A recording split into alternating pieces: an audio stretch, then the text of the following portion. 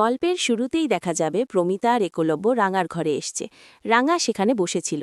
এরপর দেখা যাবে প্রমিতা রাঙাকে ইশারা করতে, রাঙাও প্রমিতাকে ইশারা করে। এরপর প্রমিতা এসে রাঙার সামনে এসে বসে, নাটক করার মতো করে বলছে, কিরে রাঙা, তোকে এইভাবে আটকো বেঁধে রেখেছিস? তোর কি খুব কষ্ট হচ্ছে? তোর কোনো সমস্যা নেই? তোর কোনো ভয় নেই? আমি চলে এসেছি, দেখ তোর মা চলে এসেছে। এই কথা বলতেই রাঙা বলছে, হরে মা, দেখ না তোর ছেলে আমাকে কিভাবে বেঁধে রেখেছে। বলছে আমি নাকি রাঙ্গামতি না, আমি নাকি অন্য কেউ। দেখ এর কি কোনো মানে হয়? আমি তো রাঙ্গামতি, আমি তোর মেয়ে, আর তুই নাকি আমাকে নিয়ে গিয়েছিস।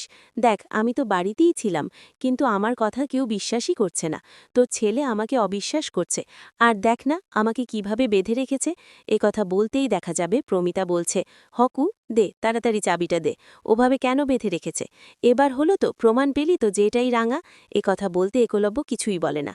এরপর দেখা যাবে প্রমিতা একলভ্যের থেকে চাবিটা নিয়ে নেয় না, এরপর তালাটা খুলে দেয়। এরপর রাঙা প্রমিতাকে জড়িয়ে ধরে। এরপর প্রমিতা আস্তে আস্তে বলছে, রাঙা ওই মেয়েটা চলে গেছে। এরপর রাঙা আস্তে আস্তে বলছে, হ্যাঁ রে মা, চলে গেছে ওই মেয়েটা। দেখা যাবে একলভ্য বলছে, মা তুমি সত্যি কথা বলছো যে রাঙামদি তীরন্দাজ তোমার সাথে যায়নি? এরপর প্রমিতা বলছে, একু মিথ্যে কথা বলার কি আছে এখানে? আমি কিছুই তো বুঝতে পারলাম না। রাঙা বাড়িতেই ছিল, তোদের চোখের সামনেই তো ছিল, তাহলে কেন অবিশ্বাস করছিস বলো তো রাঙাকে? এরপর একলভ্য বলছে, না মা, আমি কিছুতেই বিশ্বাস করছি না যে রাঙা তোমার সাথে যায়নি। আমার মনে হচ্ছে ওই আশ্রমের মেয়েটাই এই মেয়েটা, আর রাঙা তোমার সাথে গিয়েছিল। রাঙা কোথায় বলো? এরপর প্রমিতা বলছে, একু তুই কিন্তু এবার বাড়াবাড়ি করছিস। আমি কতবার বলবো যে এটাই রাঙা? এরপর একলভ্য বলছে, তাহলে ওকে যে আমি এতগুলো প্রশ্ন করেছি, ওকে পরীক্ষা করার জন্য এতগুলো কাজ করেছি, ও তো একটাতেও জয়ী হয়নি। ও আমার সামনে তীরটা ঠিক নিশানায় লাগাতে পারেনি, কিন্তু যেই নাকি আমি চলে যাব ঠিক তখনই ও তীরটা নিশানায় লাগিয়েছে। আমি এতে কিন্তু খুব কনফিউজড মা, সন্দেহ হচ্ছে যে ও রাঙামতি না। অনেক প্রমাণ আছে আমার কাছে, আমি অনেক প্রমাণই পেয়েছি যেটা দিয়ে বোঝা যায় যে ও রাঙামতি না। তখনই সেখানে বৃন্দা আসে। বৃন্দা এসে বলছে, হ্যাঁ ঠিক তাই, আমিও অনেক পরীক্ষা করে দেখেছি, কিছুতেই রাঙামতি হতে পারে না। আর রাঙামতি তো জঙ্গলই ছিল, ওই নকল এলিয়েনদের সাথে যুদ্ধ করেছে, আর ও দুজন এলিয়েনকে তো ওদের তাঁবুতেই মেরে ফেলে এসছে। এ কথা শুনেই তো চমকে যায় বৃন্দা। এরপর মনে মনে বলছে, কি, আমি তো সবকিছুই বলে দিলাম, আমি এটা কি করলাম? এরপর দেখা যাবে প্রমিতা বলছে, কি বৃন্দা, তুমি কি করে জানো? আমার যতটুকু ধারণা যে নিউজে দেখানো হয়েছে যে রাঙামদি তীরন্দাজ ওই নকল এলিয়েনদের সাথে যুদ্ধ করেছে আর ওদেরকে হারিয়েছে, কিন্তু এটা তো কোথাও দেখায়নি যে তাদের তাঁবুতে গিয়ে রাঙামদি ওদেরকে মেরেছে। তাহলে তুমি কি করে জানো? এ কথা বলতেই দেখা যাবে চমকে যায় বৃন্দা। এরপর অনেক কিছুই বলতে থাকে, বলছে, আরে এই খবর কি আর চাপা থাকে নাকি? আমার কাছে ফোন এসেছিল, আমি সেখান থেকেই জেনেছি। এরপর দেখা যাবে রাঙা বলছে, তুই সত্যি ফোনে শুনেছিস নাকি তুই ওখানে গিয়েছিলিস বড় বৌদি? এরপর বৃন্দা বলছে, কি, আমি কেন যাব ওখানে? আমি কেন এলিয়েনদের সাথে ওখানে যাব বলো তো রাঙা?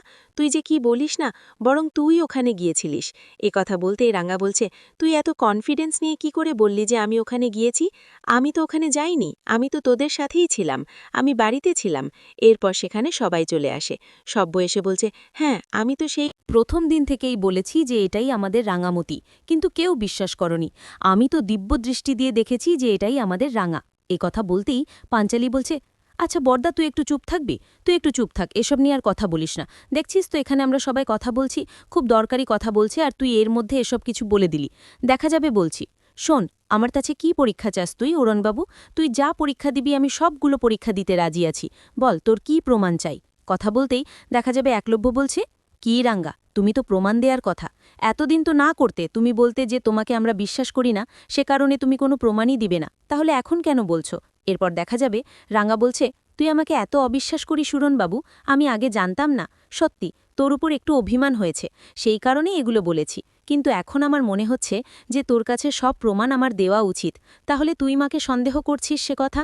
বলতে দেখা যাবে একলব্য কিছুই বলে না। এরপর অঙ্কুর বলছে, হ্যাঁ একলব্য ঠিক কথাই বলেছে রাঙা, তুমি যা প্রমাণ চাও, তুমি যা পরীক্ষা নিতে চাও, ও সব কিছু করবে। কি তাই তো রাঙা? রাঙা বলছে, হ্যাঁ রে জামাই দাদা, আমি সব প্রমাণ দিতে রাজি আছি, সব প্রশ্ন কর, আমি উত্তর দেব। এরপর দেখা যাবে একলব্য কিছুই বলে না। এরপর দেখা যাবে পাঞ্চালি প্রমিতাকে বলছে, মা, বাবা কিন্তু কিছু খায়নি, প্লিজ তুমি বাবাকে কিছু খাওয়াও, তোমার এখন বাবার সাথে কথা বলাটা জরুরি। এ কথা বলতেই রাঙা বলছে, হ্যাঁ রে মা, তোর বড়বাবুর সাথে কথা বলাটা জরুরি, তুই যা বড়বাবুর সাথে কথা বল। এই কথা বলতেই দেখা যাবে প্রমিতা বলছে, হ্যাঁ রাঙা, তুই ফ্রেশ হয়ে খাবার টেবিলে আয়, আমরা সবাই একসাথে আজকে খাবো।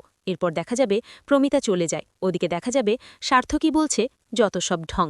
এ কথা বলে ময়নাকে বলছে, চলো এখান থেকে। এ কথা বলে ময়নাকে নিয়ে সেখান থেকে চলে যায়। অঙ্কুর বলছে, পাঞ্চালি চলো, সবার জন্য খাবার রেডি করতে হবে। এরপর দেখা যাবে পাঞ্চালি বলছে, হ্যাঁ অঙ্কুর চলো। এরপর রাঙা বলছে, দিদিভাই আমিও আসি। এরপর পাঞ্চালি বলছে, না রাঙা তুই থাক, তুই ভাইয়ের সাথে কথা বল, আমি গিয়ে সবটা ম্যানেজ করে নিচ্ছি। এরপর অঙ্কুর বলছে, রাঙা চিন্তা করো না, আমিও আছি পাঞ্চালির সাথে। এ কথা বলেই দুজনেই চলে যায়। এদিকে দেখা যাবে রাঙার দিকে তাকিয়ে আছে একলব্য। এরপর রাঙাও আর চোখে তাকিয়ে আছে একলব্যর দিকে। একলব্যকে বলছে, কি অরুণবাবু, এখন আমার ওপর সন্দেহ, এত সন্দেহ করিস? এরপর একলব্য বলছে, সন্দেহ করার মতো কাজ কেন করো তোমরা যে তোমাদের সন্দেহ করব না? এরপর রাঙা নিজের হাত দিয়ে কানে ধরে বলছে, সরি রে, আমি আর কখনো এমনটা করব না। দেখ আমি তো তোর বিশ্বাস ভাঙার মতো কোনো কাজই করিনি। এবার তো আমি কোথাও যাইনি, মায়ের সাথে তো কোথাও যাইনি রে। এরপর একলব্য বলছে, তাহলে ওই নিউজটা? এ কথা বলতেই চমকে যায় রাঙা। এরপর রাঙা বলছে, আরে বললাম না ওটা ফেক, ওটা এআই দিয়ে বানানো, বলল তো সত্যজিৎ স্যার। এ কথা বলতেই একলব্য বলছে, ঠিক আছে, এবারের মতো না হয় আমি এটা ধরে নিয়েছি যে এটা ফেক ভিডিও, তবে নেক্সট টাইম যদি কখনো এমনটা দেখি তাহলে কিন্তু আমি ছেড়ে কথা বলবো না রাঙা। এরপর রাঙা বলছে, ঠিক আছে, পরেরটা পরে বোঝা যাবে। এ কথা বলে ফ্রেশ হয়ে সবাই খাবার টেবিলে গেছে। ওদিকে প্রমিতা নবারুণকে কিছুতেই বোঝাতে পারছে না।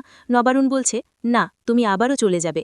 এবার প্রমিতা বলছে, না নবারুণ, এবার যদি যাই আমি তোমাকে জানিয়ে যাব, কোনো সমস্যা নেই, এনজিওর হয়ে কাজ করি, সেটা আমি তোমাদের জানাতে চাইনি, কিন্তু তোমার রাগ অভিমানের কাছে আমি হেরে গেছি, সে কারণেই আমি বলে দিয়েছি, এবার আর ভুল হবে না, আমি সবসময় তোমাকে বলে যাব, প্লিজ তুমি আমাকে মানা করবে না?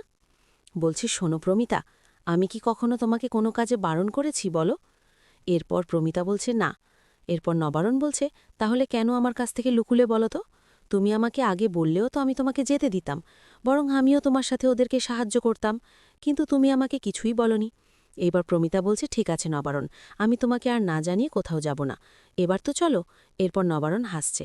প্রমিতা ধরে নবারণকে নিয়ে যায় খাবার টেবিলে। সবাই খাবার টেবিলে বসে গল্প করছে।